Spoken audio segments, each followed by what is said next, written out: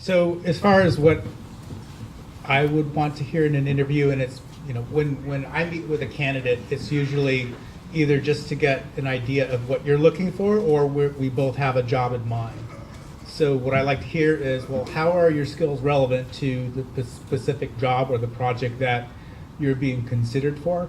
Also, to be able to take cues of when to stop talking is a big thing, because I know that we do a lot of the interview workshops over here at Redmond WorkSource, which you should take, and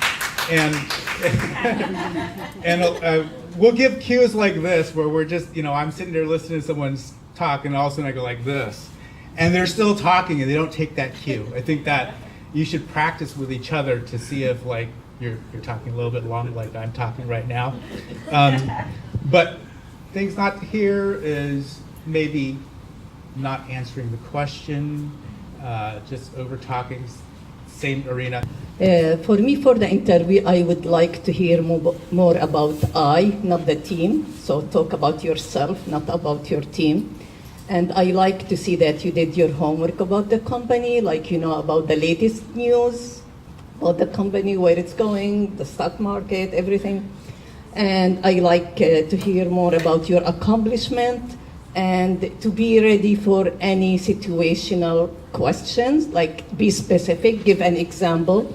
Don't just say fake things, be specific. So be ready to give an example for every kind of answers.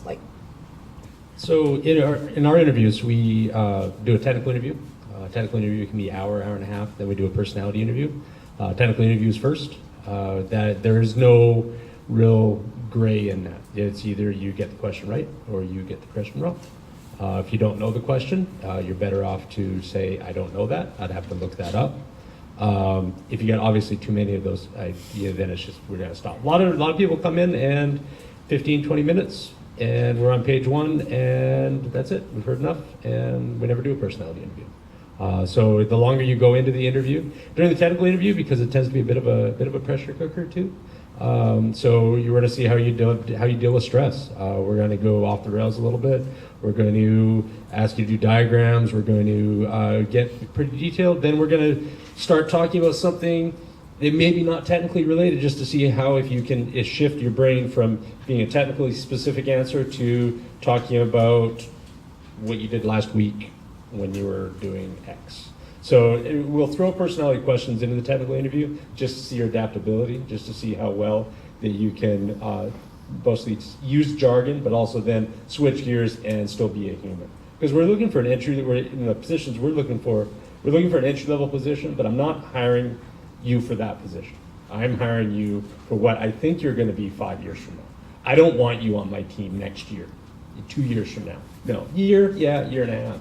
2 years from now, I want you to be on Eric's team. I want you to be sport engineer. I want you to be somewhere else within the company. I'm looking for people that want to have a career and want to use WatchGuard as a career. I don't want somebody that's going to come in here, look at it as a job, be there for a year, and then move on. I have no interest in that. I want somebody that knows what they want, knows where they want to be 5 years from now. So yes, expect that. Where do you want your career to be in 3 to 5 years from now? And then at the same time, cater your answers to the position that you're hiring for. Look for the company and know the kind of role that you're applying for. If you're applying for technical support, you got to understand that we live and breathe by networking.